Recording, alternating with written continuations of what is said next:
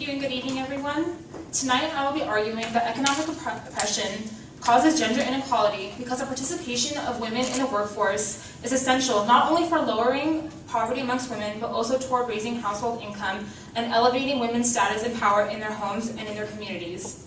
Education, employment, and ownership rights of women have a powerful influence on their ability to control their environment and contribute to their economic, social, and political development of their societies. Economic participation concerns not only the actual number of women participating in the labor force, but also on their access to equal pay.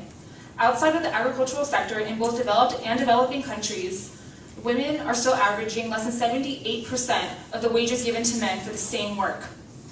A lack of female participation in the workforce perpetuates the traditional patriarchal institutions in a society.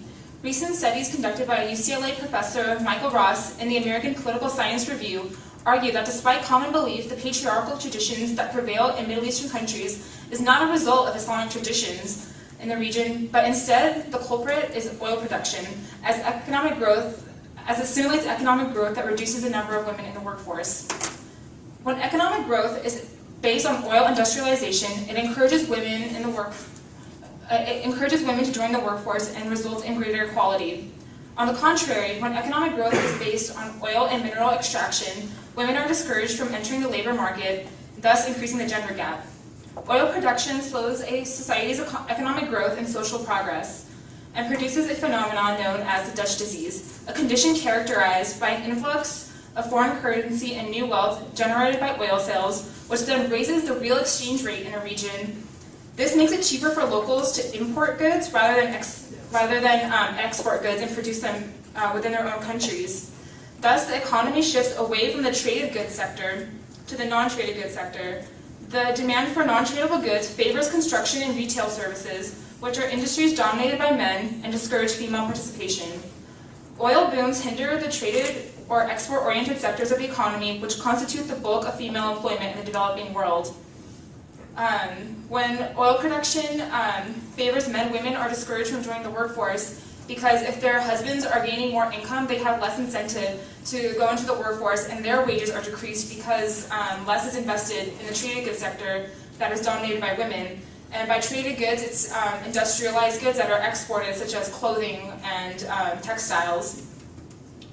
Islamic states such as Qatar, Saudi Arabia, Algeria, and the United Arab Emirates are the richest in oil and rank amongst the lowest countries on the World Economic Forum's Index on Gender Rights. These states are most reluctant in granting female suffrage and have the lowest female representation in government and the fewest number of women working in the non-agricultural sectors of the workforce. On the other hand, there are Islamic states such as Lebanon, Tunisia, and Morocco that have very little oil wealth or zero oil wealth, but they rank higher on the Gender Rights Index and have greater female participation in the workforce and politics. This shows that it is not Islamic traditions in these regions that is subjugating women, it is the oil industry, because economic oppression is what causes gender inequality, because when women do not have access to income, they are subservient on their male counterparts. Presence in the workforce empowers women because access to personal income makes them less dependent on male counterparts, and they don't have to rely on a man to provide for them. This makes women less vulnerable to sexual exploitation and violence. And the failure of women to join the non-agricultural workforce leads to higher fertility rates, less education, and infringements on their basic human rights. And this gives them less influence in their homes and their communities. When women are confined to the home, they are less likely to exchange information, mobilize politically, or lobby for their rights. And case studies in Algeria, Morocco, and Tunisia also demonstrate that it is not Islam in the Middle East that subjugates women, because Algeria is an Islamic country that is very rich in oil, and women in Algeria are highly subjugated. They have fewer women in parliament, whereas countries like Morocco and Tunisia are far more religiously conservative, yet women enjoy greater rights compared to men. Morocco has one of the highest numbers of female representatives in their government. So in order to refute my colleague's argument that gender inequality is a consequence, that is not true, because when you don't have access to an income, that is what truly hinders your ability to gain your equal rights. Thank you.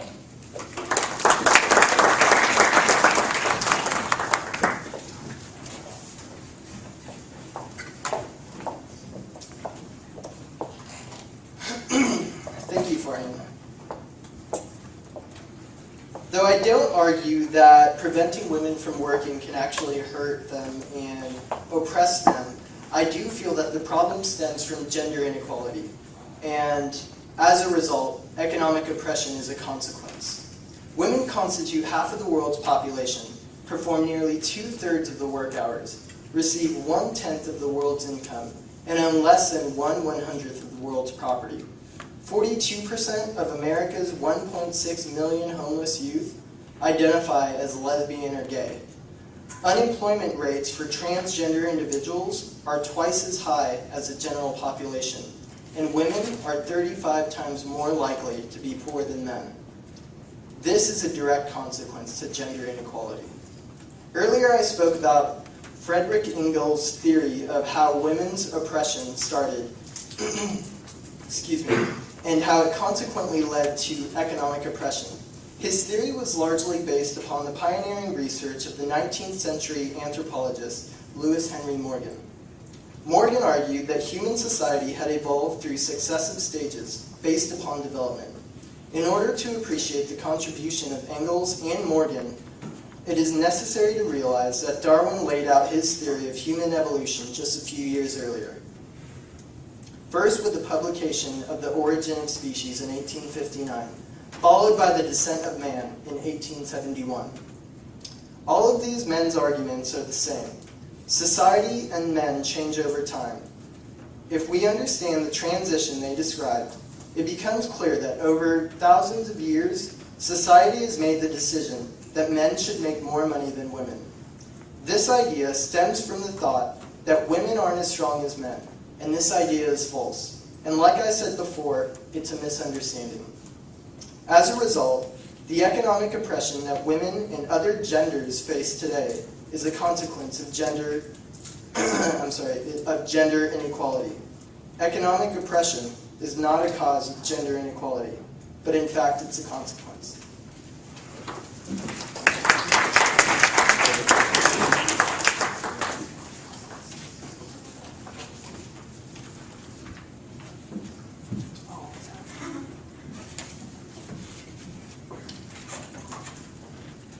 So my colleague brought up Marx and Engels and their theories about economic oppression. Engels argues that gender inequality is in fact caused by economic oppression because after the Industrial Revolution, women in the workforce, women entered the workforce and they were forced to enter into segregated labor units, and that differentiated between men doing certain jobs and women doing other jobs. And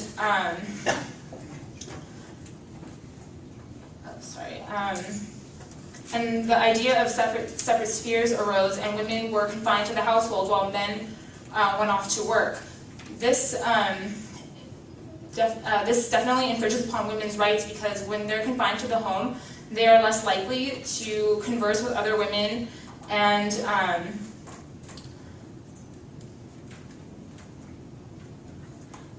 they're less likely to exchange information, mobilize politically, or lobby for their rights. So when women are able to gain access to equal work and equal pay, they demand their equal rights and are able to increase their equality with men. So therefore, economic oppression is caused by gender inequality. Thank you.